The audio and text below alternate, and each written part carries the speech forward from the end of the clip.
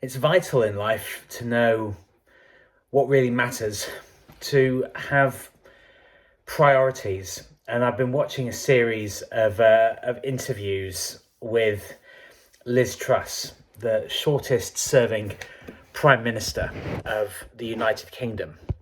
I'm just sorting this from not falling over. Things fell over for her. Oh my gosh. And we get an official story of things and we think, oh, right, okay, that's why. And we can just forget about that person and we can carry on as normal. But the thing is, it takes brave people to really dig deep and find out what the actual truth of the world is. And we are always looking for heroes. It's a compulsion. We always want that one person out there to tell us exactly as things are.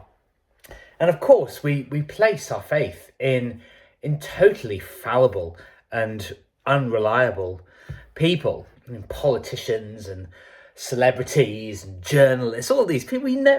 Deep down, we know that these people don't have the answers that are going to benefit the largest amount of people. We know it. But the scale of thinking about solutions to what are going on in our local areas, our countries, our continents, all these things, they're so enormous that we abdicate responsibility to a tiny faction of people. And of course, it's so dangerous because they not only do they not care about your life, they don't even know that people exist.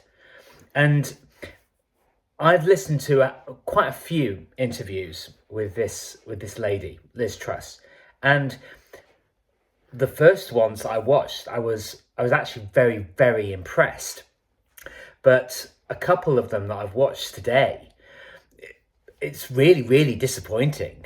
And I'm not surprised at being disappointed. But I found out that even she, who is clearly really switched on to the problems that we face here in Britain as a nation, even she is on we must help Ukraine win the war against Russia, as if that is such an easy explanation of who the good guy is and who the bad guy is. I mean, all this stuff is so massive and so complicated and so corrupt and so nefarious that the idea that, Ukraine good and Russia bad, I mean, it is so childish. But I thought, oh, fucks mate, it's even she, knowing what the problems are that we face, that even she is a warmonger. There is a capacity in the human condition for vengeance that, basically takes over the souls and hearts of most men. It is absolutely astounding that after quarter of a millennium of revolutions and wars and skirmishes, all of these different things that have happened, that we say we must learn history so as not to repeat it. But we keep on and on funding, either directly or indirectly, willingly or unwillingly. We keep handing over our money for the great racket that is war. We do. And until we actually learn that we have to stop being at war with ourselves and thinking that by taking a political side is going to sort this stuff out, well, we still have a lot to learn as a civilization. And we get keystone moments where all of it comes to a head, and when it actually, the effects of what are being done by those who allegedly represent us, when it starts to actually hit our own streets, our own pocketbooks, our own wallets, our standard of living, it's only then that people really start to wake up to a degree that, well, the current system isn't working. And I'm not really here to say what the wider solution to that is. And I was speaking actually with my parents this evening. We FaceTime.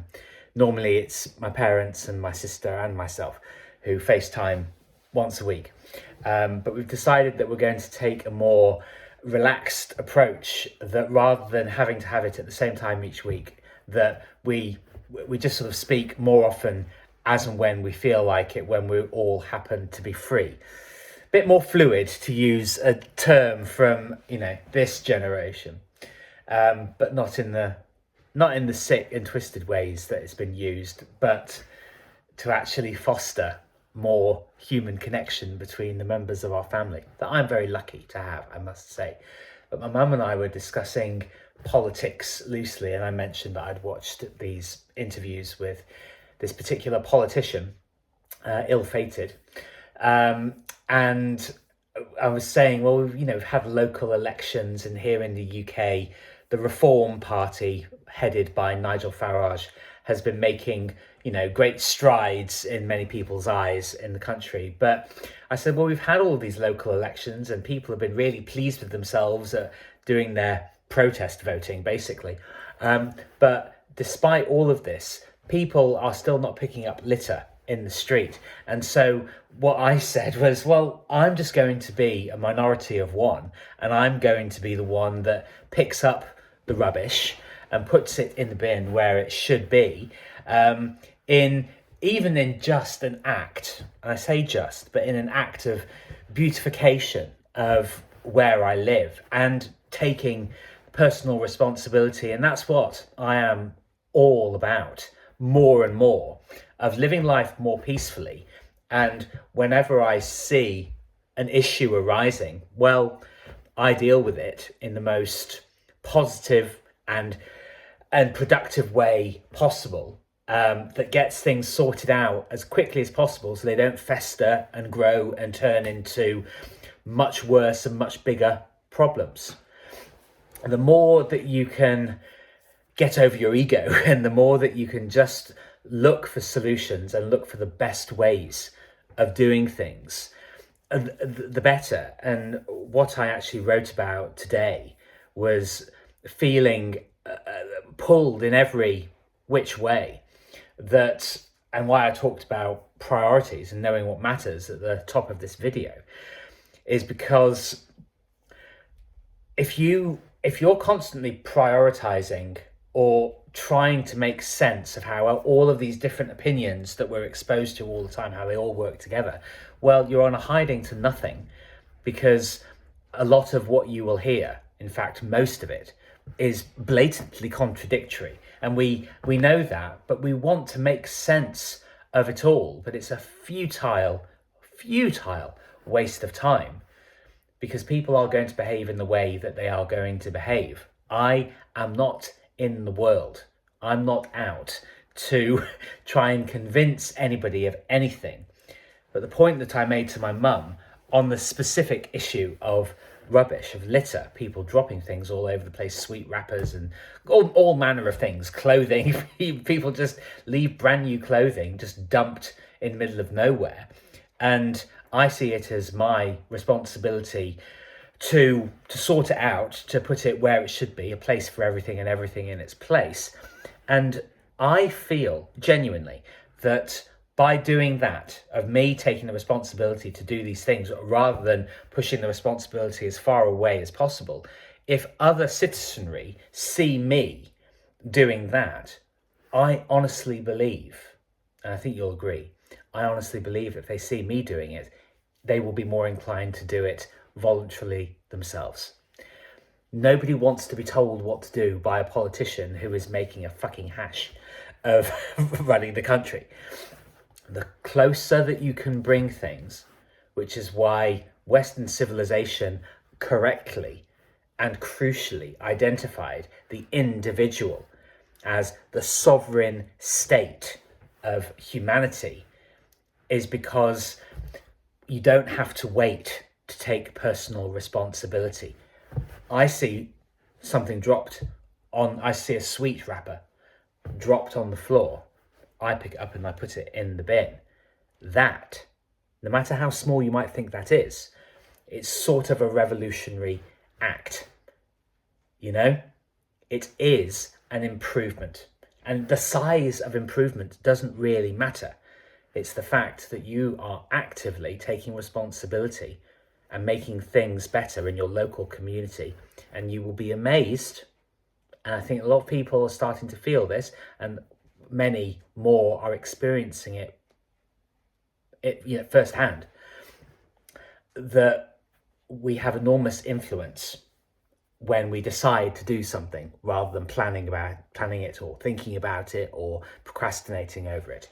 When you actually do things, it gets cast out into the ether, and you start to notice the synchronicities coming up. You start to see the effect when other people that you've never met are talking about the same things that they've suddenly decided to spring into action.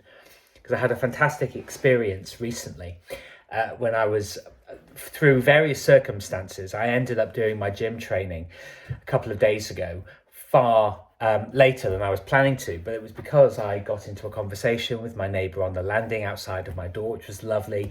Found out some really useful information from her about a local optician that I'm going to go to that she recommended. And when I got into the gym, I did a couple of exercises, and then somebody that I met when I first moved back to the village, he turns up on his bike. He and I haven't kind of communicated for a little while via Telegram. And I said, well, I've done bits of getting rid of some stuff in the garage area that was left by previous owners. And I've been wanting to clear it for ages, but I wasn't able to do it on my own. He turns up and said, right, okay, get some chairs. We're going to do it.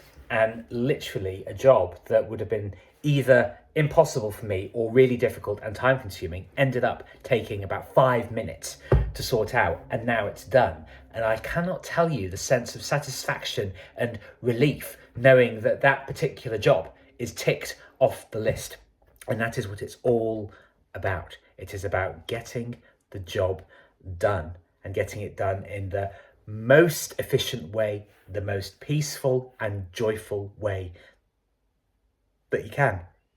And I think if we all were to focus on that just a tiny bit more and feel that sense of accomplishment from doing big or small things, I think that would make us feel a lot happier and feel far more capable.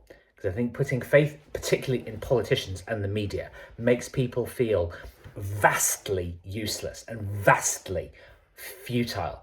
And the more that you can eradicate that from your life, make things as simple as you humanly can, we will then start to grasp our own capability and influence and actually start to move things in the right direction, which, let's face it, no matter what we're doing, whether we're creating drama or dealing with drama, we all want to make things better. But the hows matter, and the absolute best way to start is for you to do it yourself.